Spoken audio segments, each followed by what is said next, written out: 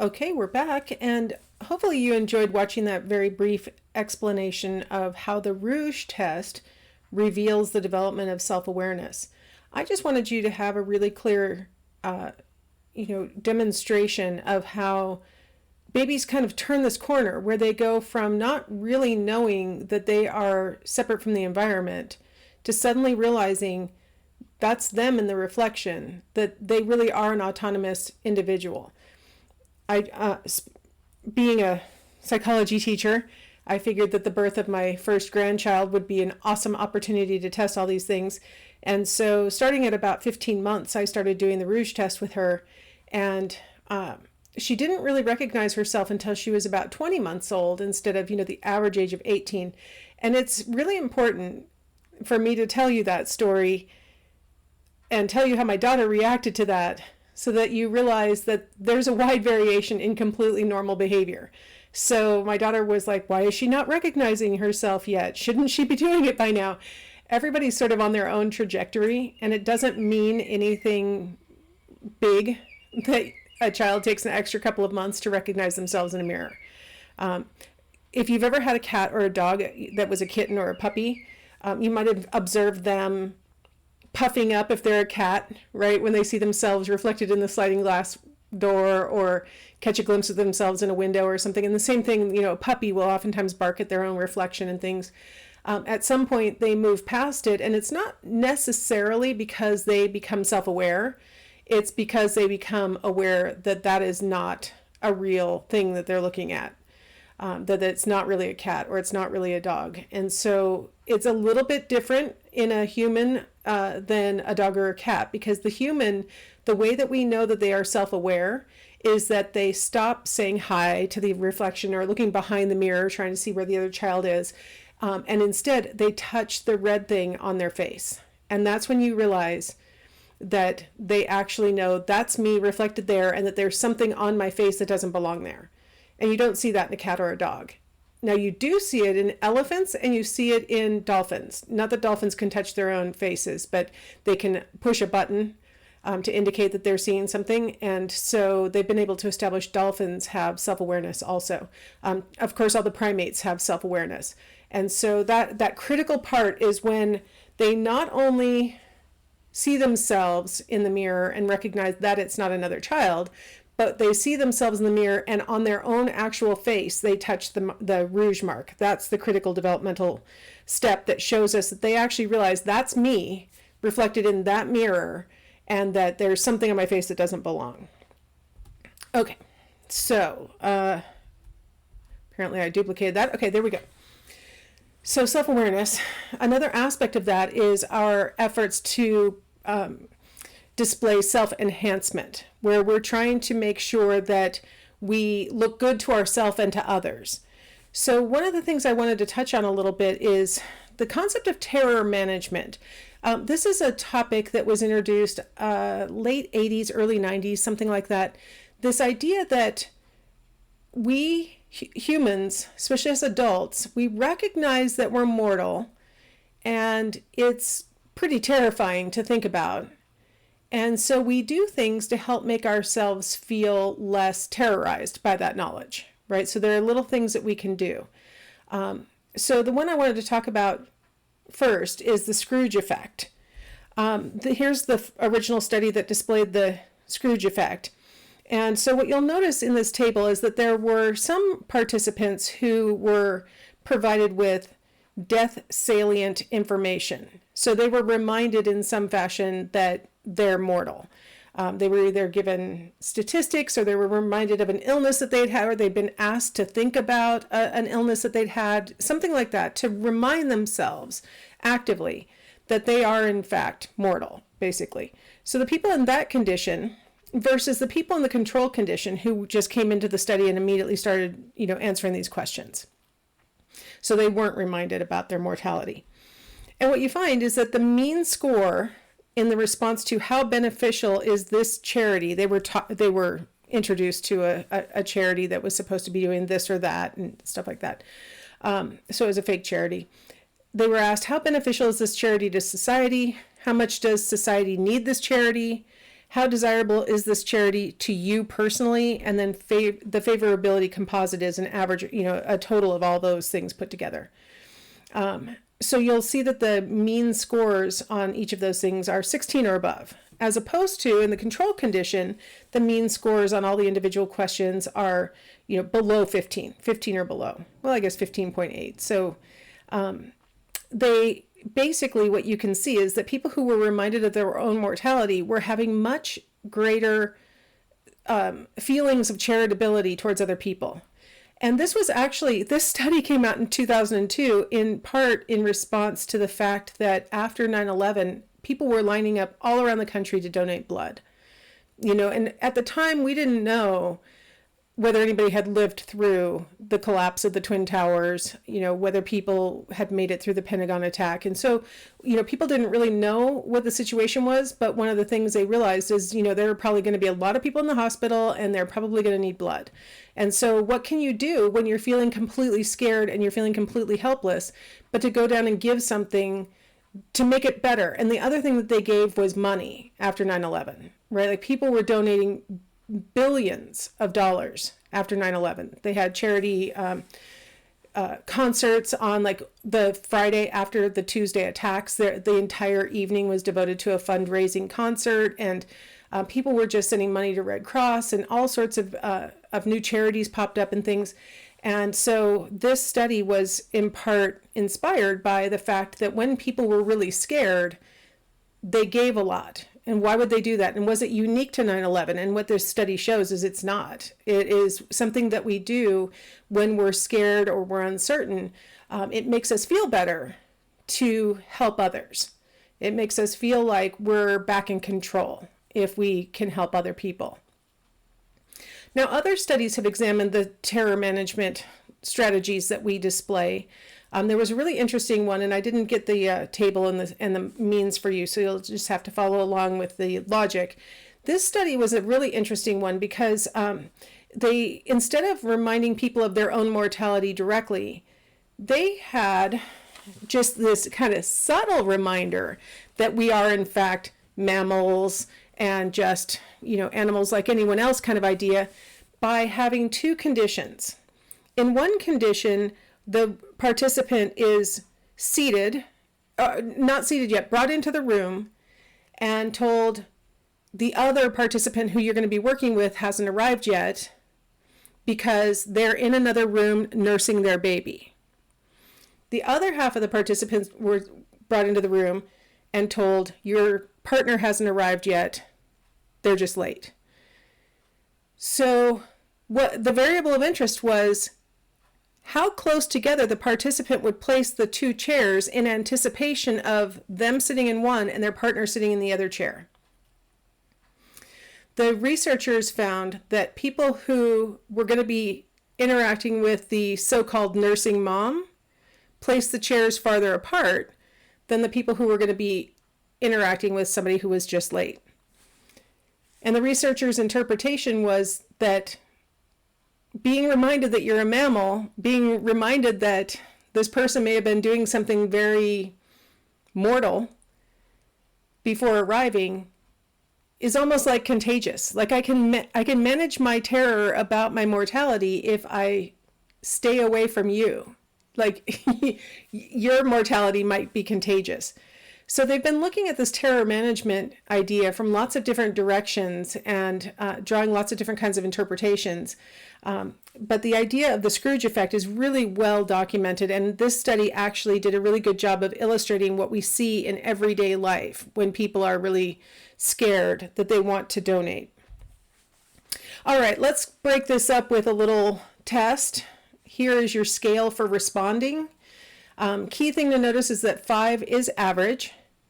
Anything above 5 is going to be above average, and so you can pick any number from 6 to 9 if you're going to pick above average, and you could be 6, which is slightly above, 7, which is just above average, and actually if you look at my typing, it's above average.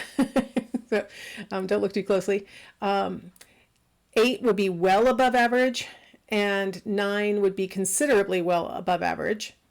And then anything below 5 is going to be below average. So you've got 4, which is slightly below, 3, which is below, 2, which is well below, and then 1 is considerably well below average. Okay, so you can pick any number as you go along to represent how you place on these different categories. All right, so the first category is leadership ability.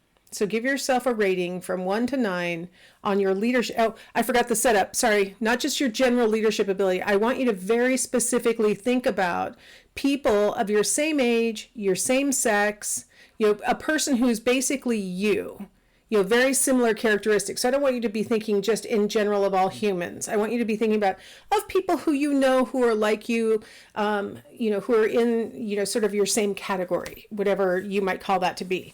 So thinking of other people like yourself, how do you rate in leadership ability relative to them? So are you average relative to them? Are you above average? Are you below average relative to them? And I want you to be thinking of that group, whoever that is, as you're answering each of these questions. So that's where your average is coming from, is that group. Okay, so now number 2 is your athletic ability. Number 3 is your ability to get along with others. 4 is your tolerance. And the survey makers did not define these things any further, so you're just going to have to use whatever you think that means. On all of these, you just have to think about what you think it means. 5, energy level. 6, helpfulness. 7, responsibility. 8, creativeness. 9, patience. 10, trustworthiness. 11, sincerity. 12, thoughtfulness. 13, cooperativeness. 14, reasonableness. 15, intelligence. Okay, if you need to pause me so you can think about any of these more, go ahead and do that. All right, so hopefully you've got a rating for all 15 items at this point. Now the next thing that you're going to do is determine your average rating. So you're going to sum up all of your ratings and then divide that number by 15. And that'll give you your average rating across all these categories. So go ahead and do that calculation. Add up all your ratings and divide by 15. All right, hopefully you're back from your math exercise. I thought I had a graph coming up here, but apparently I don't. So here's what I want you to look at. Is your average score greater than 5?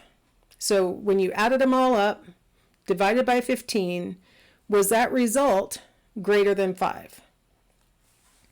When I do this live in class, I find that almost everybody has a score that's higher than 5. This is one of those self-serving biases that we display. This is one of those things that we do to help ourselves to feel better about ourselves. In fact, people who tend to score below 5 tend to score higher on tests of depression. So seeing yourself as above average helps you to be buffered from threats in the environment, right? Like failures or other kinds of things. If you in general think that you're above average, it actually helps you to cope. And so it's not a bad thing. And we all do it. I mean, almost all of us do it. Very rarely do you have a person whose average score across these 15 is less than 5. So if your number is above 5, there should not even be a moment of thinking, oh my gosh, this is wrong or bad of me. It's very typical of us to do that.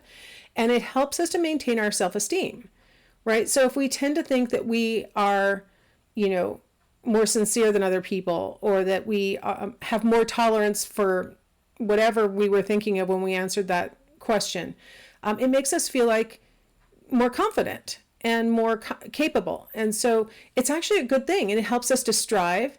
It helps us to achieve. And so it's actually a good thing to have that characteristic. Now, if your score is below 5 and you know that you have not got depressive symptoms and things like that, people vary, obviously. It's just that the average person tends to have this score where they believe that they're above average, which I laughed for a second because how can the average person be above average? I mean, that's the thing we have to think about. It's impossible for all of us to be above average, right? Because some of us have to be average. Some of us have to be below average. We have to be, or what is average, right? Average is a statistical term. It has to be the sum of all the scores divided by the number of questions, and we get this average score, right? And the average score should be 5. That's what it should be. And it's possible that, only like above average people are in this class. It's possible. But more than likely, this is a self-serving bias where it helps us to manage our own weaknesses, our own fears, our own, shortcomings by telling ourselves that we're actually better than we probably really are, on responsibility and helpfulness and all these things, and put it all together and look, I'm in general an above average person. Probably we're not all above average. Except for you, whoever's listening to me right now, you are above average. So, all right. It's what we call a positive illusion. We tend to carry these positive illusions about ourselves that help us to feel better about ourselves, right? A really common one is to think we're better drivers than other people are. Even as we've had accidents, we still think, well, I'm sure other people have had more accidents than me, or that accident wasn't really my fault, or even though the police officer gave me the ticket, the police officer was wrong, right? We tend to have these positive illusions about ourselves that help us to manage our self-image, our sense of self, our self-esteem. So in general, it can contribute to some probably negative behaviors. I was trying to think of a better word, but some negative behaviors. Like we oftentimes will believe that we can get things done faster than we can really get them done. And so we don't budget enough time to complete them. As students, I'm sure you guys know exactly what I'm talking about, right? Where we're like, I can write that paper later. I'm recording this lecture on the Saturday before class starts because I was going to get this done last week and didn't budget enough time, and a bunch of things were going on. So it's to manage my image a little bit, I would like to throw in some stuff was going on that was completely outside of my control and had to be taken care of. Nevertheless, I've known I was going to be teaching this class for minimum 6 months. There's no reason why I'm recording this Saturday before class starts. So the idea is that we think we can get stuff done faster than we can. We think we can do it better than we maybe really can. We think we can do things without training when in fact maybe a little bit of help from somebody else would actually make this go more smoothly. I was a big stubborn don't take lessons kind of gal when I was a young person, and I'm like, nope. I don't need to be taught how to knit. Nope. I don't need you to teach me to play the piano. Nope. I'm going to be all self-taught. And so I can't play the piano. And I did ultimately learn how to knit with the help of, thank you, YouTube, which means I didn't go to class, right? See, I didn't need lessons. Anyway, we have this inflated. I'm just giving you a couple of examples of my own. Assessment of our own abilities, which then can cause us to do some things that are like taking those abilities for granted. And the truth is, if you don't really have the ability because you have this inflated assessment of your ability, then taking that inflated ability for granted is how we get into trouble. Oftentimes we display unrealistic optimism about things. And, again, this is more common among people who are non-depressed. People who are in the depressed category actually have more realistic assessments of what's likely to happen and their personal control in the environment and things like that. So I don't think that is a advertisement for depression. I think it's just one of the symptoms of depression is that the person doesn't have unrealistic optimism. A non-depressed person will, for example, display unrealistic optimism in the face of a completely random game on the computer. The study that did this was back in the early 90s, so the game was pretty lame, but the idea was, flashes would happen on the screen and the person was supposed to figure out what the pattern was so that they ultimately could control the pattern and predict where the flashes were going to come because they were now in control of the pattern. Well, they never were in control of the pattern. It was all random, and they had, no matter what, they were never going to figure out the pattern because it did whatever it did. But people who were non-depressed would stick with that longer and tell themselves, keep trying, you just got to figure it out. This is doable. And people who were in the depressed category didn't take but a few minutes before they said, this is random. I don't have control over this. And so being accurate, right, caused them to give up in the face of a random event. But in real life, how often is the event completely random and you have no control, right? In real life, a lot of times you have control over things. And so if you perceive things that you could have control over as uncontrollable, that's a symptom of depression. Whereas a non-depressed person says, what can I do to get control? What can I do to, make this predictable, make this less scary, things like that. So with unrealistic optimism, we overestimate the likelihood of a good outcome. I thought I had a picture, but apparently I don't. So we think, what we're about to undertake is likely to be successful. We have an illusion of control that makes us think that we can control things that sometimes are out of our control. Like, for example, health. A lot of times when a person says, I have an illness, cancer, something like that, the first thing other people will say is, oh, how do you think you got it? Like, that's been a really common question during the COVID pandemic. A person says that they tested positive, and then immediately the question is, how do you think you got it? It was something that was really common in HIV. Person would test positive, and then everybody would be like, well, where'd you get it? What happened? As if you can control these outcomes, as if knowing how the other person got it means I could avoid those behaviors and I won't get it. One of the things I've noticed in my family lineage is that regardless of whether the individual in question smoked or not, very similar cancers have emerged in my family. And for the smokers, the doctors and everyone attribute it to the smoking. For the non-smokers, they say, well, these things happen, which is kind of interesting, right? Because doesn't it give you all the impression that, well, if I just don't smoke, this won't happen to me, except for in the three brothers that my dad and his two brothers, all three of them ended up dying of cancer, and one of them smoked and hadn't smoked for the last, I'm doing math in my head really quickly, 40 years of their life. So they smoked for 20 years and then didn't smoke for 40 years. But when my dad died, they said it was due to his smoking. And it could be. I don't know. You don't know. But when you hear that a person dies of cancer, the first thing that you want to know is, well, what did you do in your lifestyle that would keep me from getting it? And that's that illusion of control. I'm starting to realize with this pattern in my family, it's sort of like, well, I don't smoke, I don't drink, I don't do a lot of the things that, people tend to blame these things on. And I'm like, but more than likely, there's nothing you can do about certain things, right? And it's a scary, see that terror management thing? That's a scary thing to think there's nothing you can do to prevent something. Because we like to think that we could prevent, if we were conscientious, if we take good preventative measures, if we avoid harmful behaviors, if we do these things, we'll be invincible, right?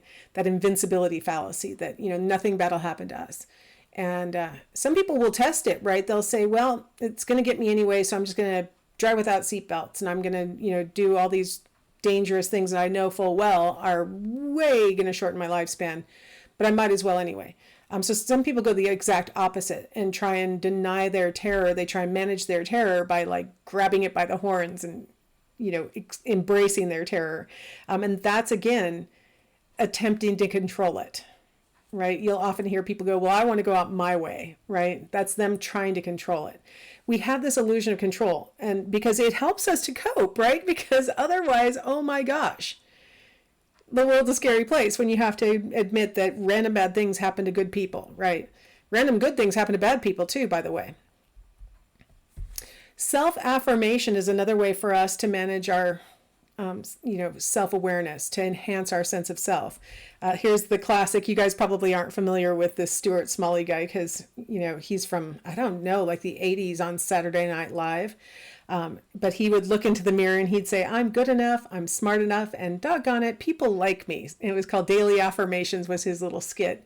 And But the idea is that we oftentimes do things to affirm ourselves, to make sure that we continue to feel good about ourselves, and that's appropriate. And maybe you don't want to do it like Stuart Smalley and do it in this sort of weird way, but acknowledging your successes, giving yourself grace for times when you fall short.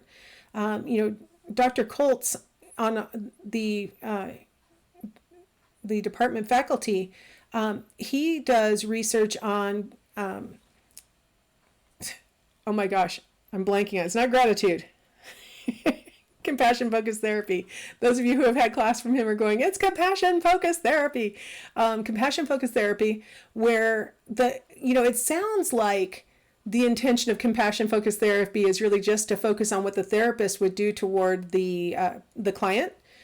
But every time I've ever heard him speak, he's been reminding the audience to have compassion for themselves. Like, that's the hardest compassion to share, right? Is compassion towards yourself. And all of us fall short of what we perceive to be our ideals. If you remember back to my previous lecture where the poor cartoon character has all of these blocks holding her down, saying, you're not good enough, and you should be better, and all these things. That's what we carry around. Most of us do. And so it is really appropriate to take a moment and say, it's okay that it didn't work out the way you wanted. It's okay to change your minds on things. It's okay to not be the number one in every class that you take, or the top athlete on the team, or whatever it is that you might chastise yourself about. It's okay to be doing your best. Now, I'm going to say I stumbled over doing your best for a second because I want to say one little thing. When I was in college, I had a moment of like the light bulb going on moment. I was watching an old rerun of Little House on the Prairie while I was reading my classwork, and Laura was crying about something, and Pa said, well, did you try your best? And she goes, yes, Pa, I did. And he says, of course, that's all I can expect from you, half pint, for you to try your best. And as I was sitting there watching TV while studying, now, is that really doing my best at studying?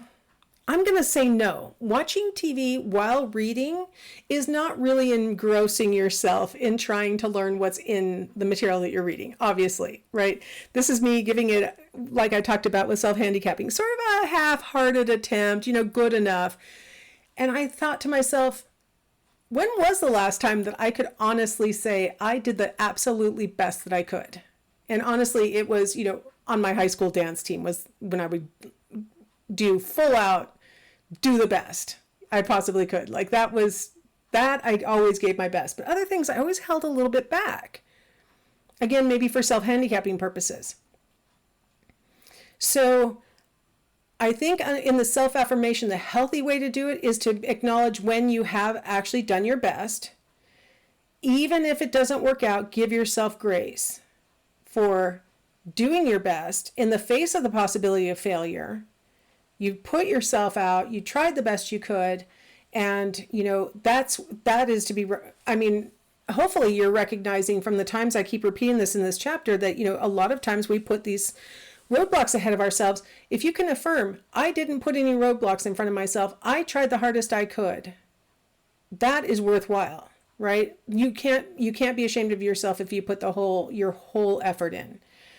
There's an old Simpsons episode where Homer stops drinking, and so now he's trying to play with the kids and be a really engaged dad, and Bart says, frankly, Homer, I preferred your half-assed under-parenting to this over-parenting. And then Homer goes, but I'm using my whole ass.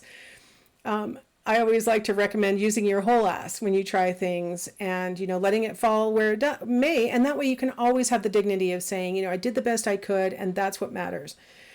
So self-affirmation, when it's appropriate, can be a really super healthy thing, right? Telling yourself that you are worthy and that you deserve things, giving yourself compassion. That is super important. All right, this is a good time to take a break because we're going to transition a little bit and talk about the effect of culture on the sense of self.